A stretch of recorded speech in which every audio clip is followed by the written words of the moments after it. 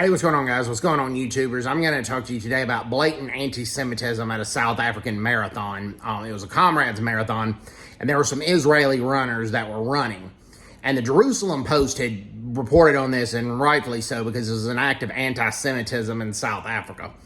Members of the ANC Youth League harassed these runners. They shared the runners' names on social media, and throughout the whole race, these Israeli runners were met with harassment. They were met with anti-Jewish slurs. They were being told, "Free Palestine, go home."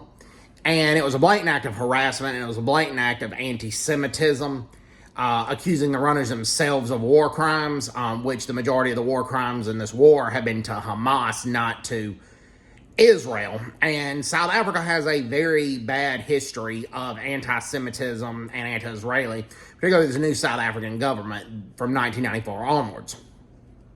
Apartheid had to go. The skin of one's color should not determine if somebody should vote or hold office or not. That's just how it is. However, the African National Congress, who has controlled South Africa since 1994, now they don't have enough for a majority now. It's kind of a government of national unity, but they have been known to praise Hamas. They did not condemn Hamas when Hamas launched rockets into Israel. Now, the anti-Semitic attack in the United States, the African National Congress did send condolences to the Israeli delegation and to Israel for that, and I have to give them credit for that. But with the ANC Youth League harassing these Israeli runners, the African National Congress and the government of national unity has largely remained silent on this issue. And props to the Jerusalem Post for reporting on this. The South African government is one of the few governments that refuse to recognize Hamas as a terrorist organization. And Hamas basically is a terrorist organization.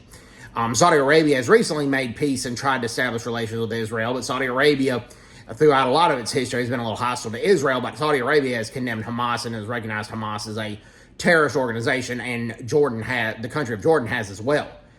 And the South African government needs to be held accountable for this, and not when they're not holding Hamas responsible.